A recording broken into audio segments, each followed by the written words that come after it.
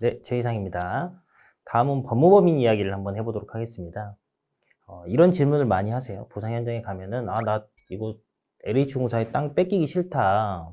뭐, 부산도시공사의 땅 뺏기기 싫다. 나는 이 땅을 계속 갖고 싶다. 그래서 보상을 거부하고 싶다.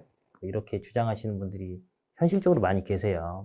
근데 이 부분은, 우리나라에는 이제 공익 목적이 인정이 되면 토지를 수용할 수 있는 권한을 줬기 때문에 현실적으로 보상을 거부하는 것은 불가능하다 라고 말씀드릴게요.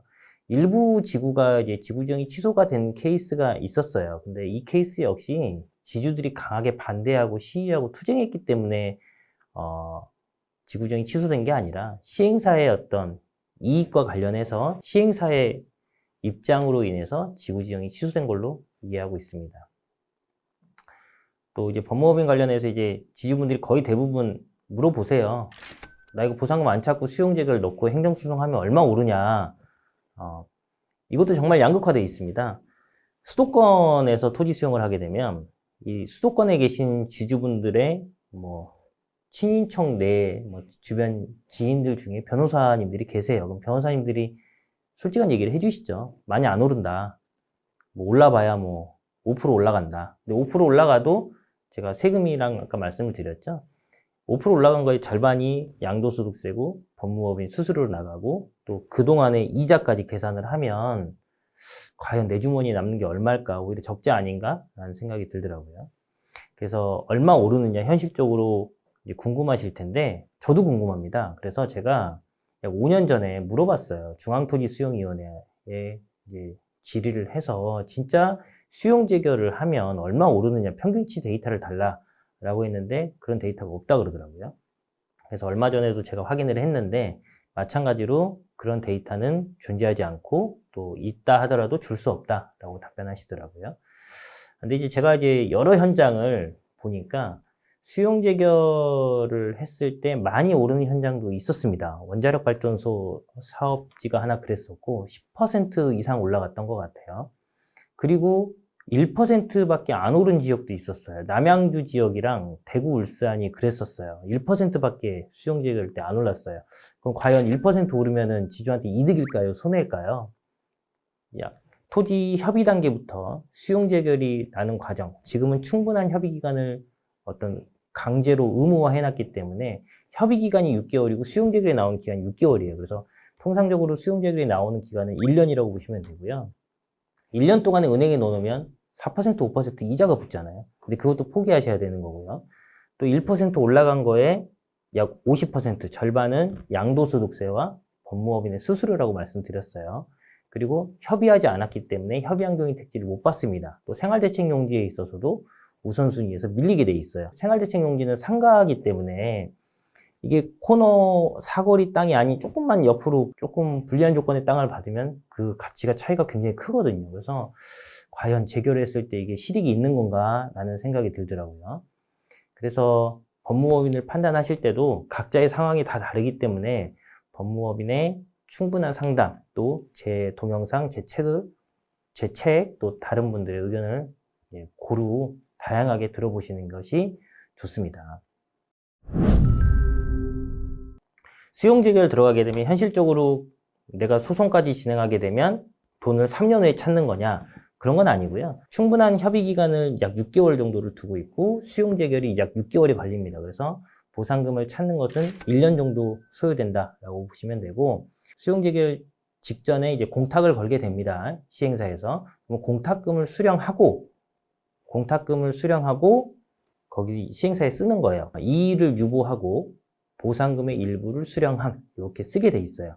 아마 LH공사에서 충분히 정확하게 안내해 주실 거예요. 그래서 보상금을 내가 원래 받으려고 했던 보상금의 거의 대부분을 받고 나서 이의제결 행정소송 절차에 들어가는 거기 때문에 다소 1년이라는 시간은 걸리지만 보상금을 뭐 2년, 3년 후에 받는 거다. 그건 아니에요. 한 1년 정도 있다가 보상금을 다 수령하십니다. 또 물어보시는 게 마지막까지 버티면 일반적으로 재건축이나 재개발이나 이런 거 할 때 보면은 마지막까지 버티면 조금 더 주잖아요. 뭐 추진이라든가 조합에서 조금 더 이렇게 이익을 주는 것이 현실적인데 이거는 그렇지 않습니다. 마지막까지 버티면 결과적으로 LH로부터 소송을 당합니다. 이건 이게 법으로 다 나와 있는 절차가 있기 때문에 그래서 마지막까지 버틴다 하더라도 보상 금액이 더 증액이 되거나 그러지는 않습니다. 한데 이 수용 재결의 또 특징이 뭐가 있냐면 감액은 없습니다. 감액은 없는데 제가 감액된 곳을 또 본 적은 있어요. 그래서 토지 자체로만 감액된 게 아니라 토지 플러스 지작물인 경우에 지작물이 감액이 되더라고요. 토지는 좀 올라가고 그래서 수용 재결이 됐을 때 토지는 조금 상승, 지작물이 감액이 된다 했을 때 이 둘을 합산을 해서 이제 수용 재결금을 주게 되는데 근데 단순 감액이 된다 했을 때는 감액은 하지 않고 원래 나왔던 협의금으로 보상금을 지급합니다. 그래서 감액은 없다. 근데 법무법인에 맡겼을 때 수용재결과 이의재결 때 특별히 유리하냐? 저는 그렇게 생각하지는 않습니다. 이 영상을 보고 계신 법무법인들은 조금 불편하실 수는 있는데 법무법인을 통한 수용재결, 이의재결과 내가 아무런 행동을 하지 않고 가만히 있으면 수용재결, 이의재결은 어차피 LH공사가 하는 거거든요. 시행사가 하는 거기 때문에 강제로 뺏어가기 위한 조건으로 수용재결을 하는 거라서 법무법인에 신청하는 것과 내가 아무것도 안 하고 가만히 있는 것과 결과가 그렇게 차이가 나지는 않습니다. 그래서 법무법인에 과연 맡기는 것이 좋은가 조금 부정적입니다. 또 그러면 실질 상승률은 그렇게 높냐? 또 그렇지도 않아요. 증액이 된다 해도 절반 정도는 양도소득세로 나가게 돼 있고 또 협의한 사람들한테는 협의양도인 택지, 또 생활대책용지에 대해서 우선순위가 주어지기 때문에 또 양도소득세 어차피 최고 구간에 들어간다고 하시면 수용재결이나 이의재결이 큰 그렇게 메리트가 있는 건 아니에요. 다만 필지가 두 필지 이상이시라고 하면 한 필지는 협의하시고 한 필지는 재결하시고 이 정도의 방법은 괜찮은 것 같아요. 특히 법무법인이 꼭 필요한 것은 행정소송 절차에서는 법무법인이 꼭 필요합니다. 그래서 이제 소송을 들어가게 되면은 수용재결이나 이의재결에는 비용이 발생하지 않지만 소송의 단계에서는 감정평가 비용이 발생하거든요. 그래서 그거를 보통 법무법인들이 대납을 해주는 조건으로 수용재결과 이의재결을 받아가시는데 그것도 자비로 감정평가 하셔서 하시는 거가 훨씬 더 좋지 않을까 지주분들한테 그런 생각이 듭니다.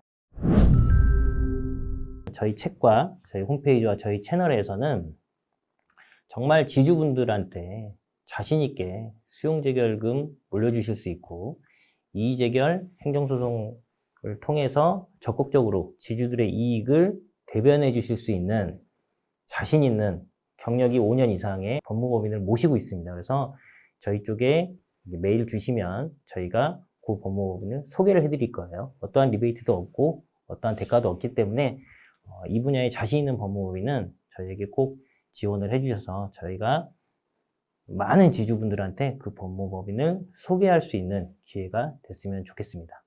감사합니다.